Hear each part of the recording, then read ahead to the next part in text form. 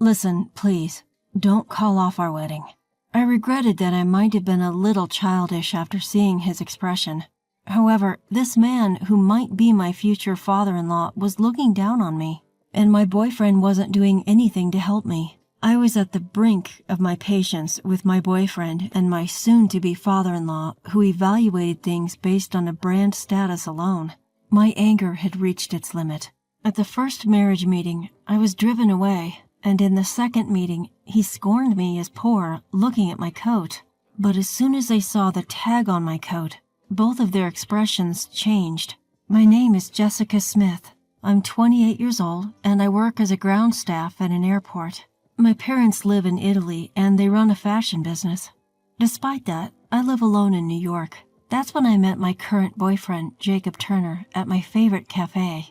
He was 2 years older than me and a regular customer of that cafe, like myself. As we started to see each other more frequently, he began to treat me kindly, and so I, who was never stimulated by anything on a daily basis, quickly fell in love with him. After 2 years of dating, I finally decided to marry him. Hey, Jessica, how about we go to my parents' house for a marriage meeting next week? One day, he suddenly proposed this. I was thrilled that he also considered marriage, just as I did. His father, like my own, ran a large fashion brand business, and I liked the fact that he was as globally active as my father. And true to being the son of a brand president, he too was decked out in branded clothing. I'd love to go for the marriage meeting, I responded with a smile. But he looked a bit grim as he said, but my dad, he dislikes people who seem poor. Are you sure you'll be okay? I don't mean that in a bad way. I'm not saying you're poor or anything, but it's just your appearance. I guess he meant no harm, but something about his statement felt like he was looking down on me. Are you saying there's something wrong with how I look? No, I think your uniqueness is great. How rude. I'm wearing something decent, just so I could look worthy of being Jacob's girlfriend. That's right. Ever since I started dating Jacob, I began to take more care of my fashion. Even on my days off work, I never skip makeup, and I began to take regular interest in my outfits, ranging from budget-friendly brands to high-end labels. Jacob's presence had a lot to do with this. Just walking next to him, shining brightly as he does, I would look less by comparison. His best feature undoubtedly is his looks. With his model-like physique and face and the aura he exudes, he could easily grace the pages of a fashion magazine. When it comes to work, I earn a higher income and speak multiple languages, so in terms of capabilities, I am higher. However, he has facial features that far surpass those, and I was effortlessly drawn to him. But his occasional condescending remarks bothered me. Well, Jessica, you're pretty, so I think you'll be fine, but be prepared because my dad is strict. Strict in what way? Whether you're suitable for the Turner family. Basically, whether you fit the brand image of my dad's company. So that means Dad is extremely proud of his brand, and I don't think he'll forgive anyone who tarnishes it. I won't be able to defend you on the day, so do your best. As he said that, he smiled at me, but for me, it was nothing but pressure. And then, what does he mean he won't help me? He seemed ready to abandon me without a second thought. With my feelings of unease mounting, the day of the marriage greeting came before I knew it. The house of what would be my future in-laws was a luxury high-rise apartment. What floor do they live on? The top floor. He responded nonchalantly, but from my perspective, I was shocked enough to lose my footing. No surprise there. Upon researching, it was a super luxury apartment with a monthly rent of $7,000. The apartment was a 4-bedroom, spacious living room and kitchen layout. It was just a 2-minute walk to the station, and although the rent was high, the convenience was also high. Anxious, I found myself mumbling, I wonder if I'll be okay. Then he, with a slightly stiff face, said, I don't know. It seemed that his father's approval was more important to him than his own girlfriend. I wonder if it's going to be okay in a pinch. Holding on to a sliver of unease, I got on the elevator with him. When we arrived at his place, his mother was there to greet us. Seeing her, I could tell from the way she carried herself and the expensive items she wore that the Turners were a special family. My parents also run a business, so I knew right away that everything she was wearing was high-end. Welcome. Her tone quite cold. It was as if she wasn't interested in me at all. I was led to the living room where his father was already seated and waiting. "Jacob, is this the woman you want to marry?" "Yes, her name is Jessica. She's 2 years younger than me and works as a ground crew member at the airport." After he finished introducing me, I gave a slight nod in acknowledgement. Just as I was about to introduce myself, father-in-law asked a question that caused me to frown. "Jessica, how much did your entire outfit cost?" The coat is from the Gap and the skirt is from Zara, so in total it's probably around $300 or so." Upon hearing my response, father-in-law sighed heavily and began to berate Jacob. "Jacob, you brought this cheap-looking woman here? Are you trying to disgrace our family name?" I'm sorry, Dad." I was shocked.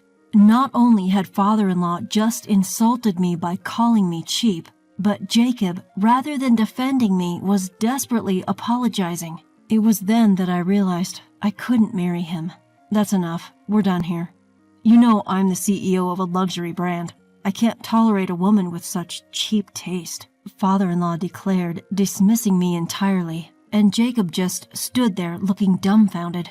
Our engagement was off and we started our way back home. Walking side by side, Jacob began to grumble. "Didn't I tell you, don't dress according to your taste? Because of you, I was embarrassed in front of my parents." "What? Why can't I even choose my own clothes? When we get married, you are not going to tell me to wear clothes only from your dad's brand, are you?" Overcome with anger at father-in-law's attitude and Jacob's lack of support, my tone became harsh. Then, as if echoing my sentiments, Jacob started to get emotional too. "Yes, that's right. If you dress in his clothes, you'll shine. Please, just listen to me for once. Because of you doing whatever you want, even our marriage is in danger." "Then let's call off the marriage," I sharply retorted to his words. Jacob froze in his tracks, surprised by my firm response. With a tense face, he stuttered, "You're joking, right?"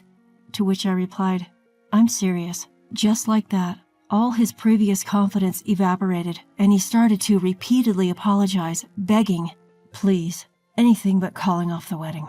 Seeing his plea made me wonder if I had been a bit too harsh.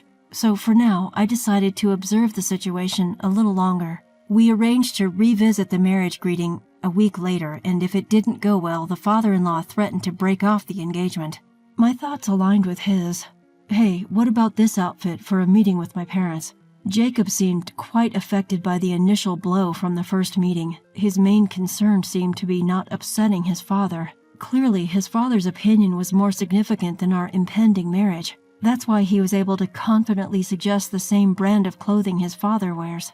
"I'll choose what I wear. If you're going to interfere, let's break up right here and now."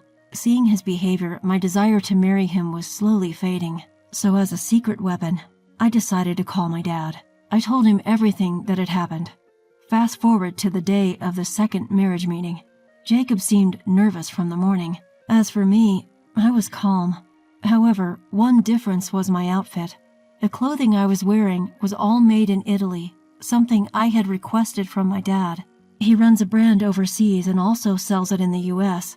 Sensing the situation was not good, my dad had someone from his American branch deliver the clothes. Since Jacob was at work when it arrived, he had no idea about it. Looking at my new coat, he had a puzzled expression but didn't say anything due to the lack of time before our scheduled meeting. On the way to his parents' house, he pleaded with me, "Please, let's just make this meeting successful, okay? You want to marry me, don't you?" The look on his face implied that I should feel honored to have the opportunity to marry him. But inside, I wasn't excited about getting married anymore. The distrust had grown too much because of everything that had happened. I hid this from him by putting on a false smile. "I'll do my best." When we arrived at his parents' house, his father came to greet us this time. Apparently, my mother-in-law was out. As soon as we stepped into the house, my father-in-law started speaking. Hey, Jacob, what's the meaning of this? Didn't you promise to dress her in my brand?" His pride in his brand was much greater than I'd imagined. He once told me that even a pair of socks from his brand cost more than $200. "I'm sorry, Dad. Jessica insisted on choosing her outfit." Then my father-in-law let out a sigh and said, Ah, Jessica, could you please not destroy our family brand image? I mean, wearing such a cheap-looking coat. He examined my new coat closely as he spoke. That's a knockoff, isn't it? At first glance, it looks like a Louis Vuitton, but it's not. He took out his phone and started searching for something. I guess he was probably checking the price. I found it. There's a knockoff that looks just like your coat, and it's cheap too. Even if you don't wear our brand, there must be something a little better than that. My father-in-law began ruthlessly picking apart my appearance. His behavior was outrageous, and it was clear that this was no longer about a meet and greet for our marriage. Jacob remained tense in front of his father and did nothing to defend me. Well, sit down and get that $60 coat off. You look poor. He smirked as he spoke. Apparently, there was a similar product to my coat priced at $60. In reality, it's missing 3 zeros. At this point, I'd reached the end of my patience. I'm sorry, may I borrow a hanger? I tried to reach for a hanger nearby. Then my father-in-law said, for a cheap coat like that, a hanger is too good. There's a basket over there. Use that. Jacob, get it for her. He then ordered Jacob to hand me a laundry basket. He was behaving just like his father's puppet. He wouldn't say anything even though we made eye contact. However, he froze when he saw the label peeking out from my coat, which I had reluctantly placed in the basket. Dad, this coat's label, it says Prada. What? What? Both of them looked shocked. My future father-in-law, who had cavalierly labeled my coat as cheap, changed his expression as soon as he saw the tag.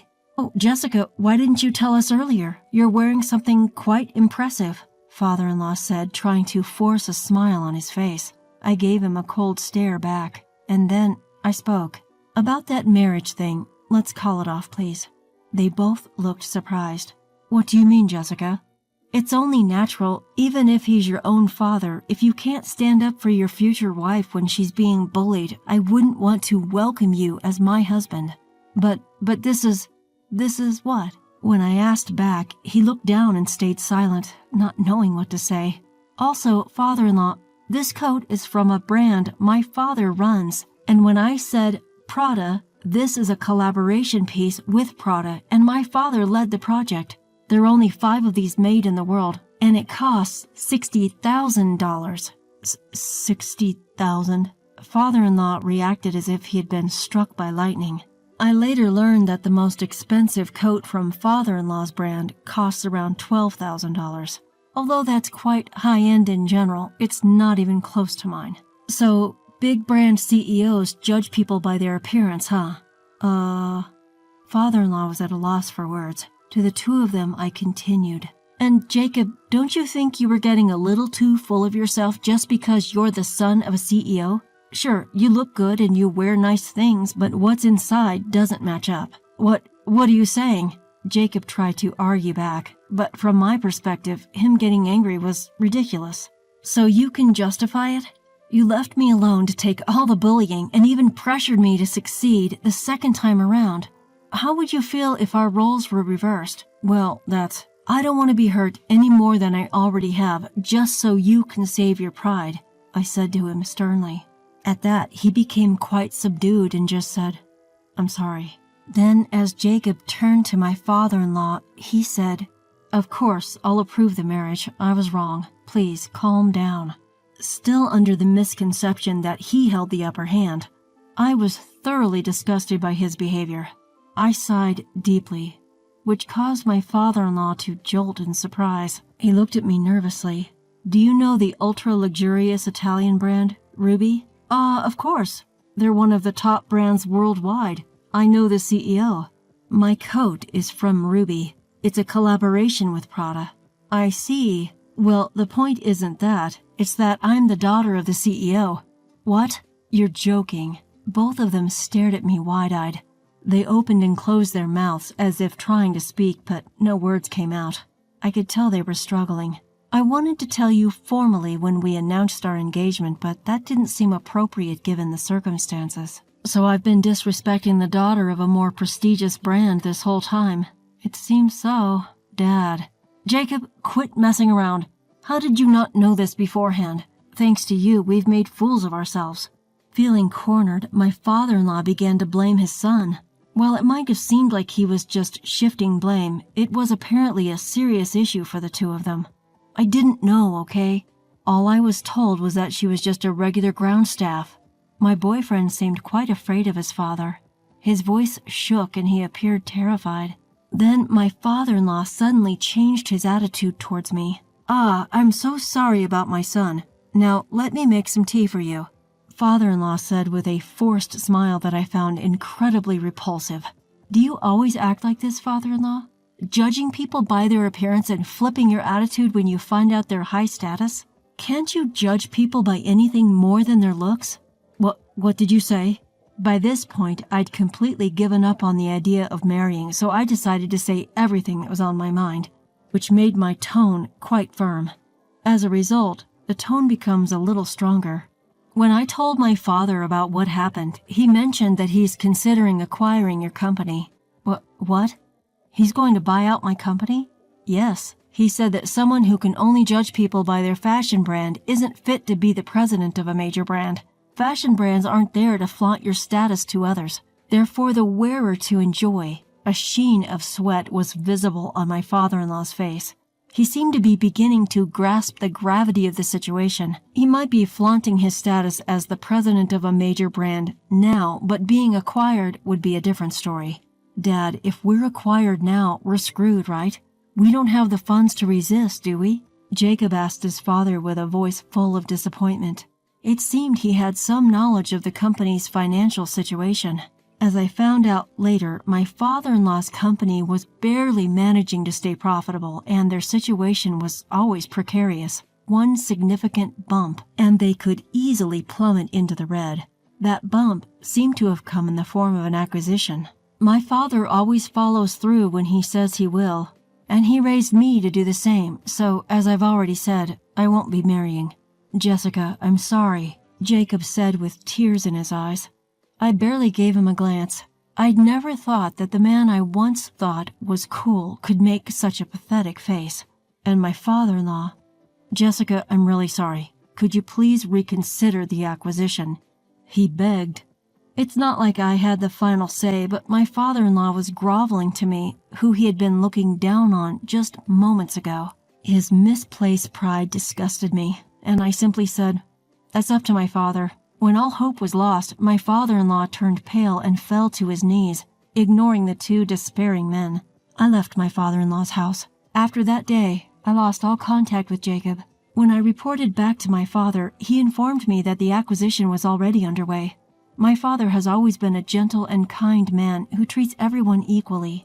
But when my father, always a calm man, found out that his little girl had been hurt, he became a different person. Apparently, he had always had his eye on the acquisition of my ex-father-in-law's company, just waiting for the right time. Yet the moment he learned that the man who looked down on me for being poor was the CEO of the company he was considering acquiring, his decision was made. All doubt had vanished, he said. In the acquisition, my father promised to secure the conditions of all employees, except for the CEO.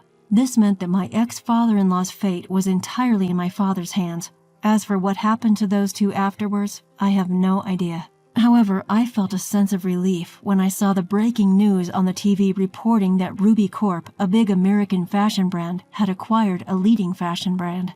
The news was interviewing my ex-father-in-law during the acquisition. He looked utterly worn out, the spark gone from his eyes. My ex-father-in-law and ex-boyfriend, who both prioritized status above all else in marriage, likely unable to appreciate a person's inner value. I strongly believe that a CEO should be like my father, someone who doesn't judge solely by appearances but carefully evaluates the personality.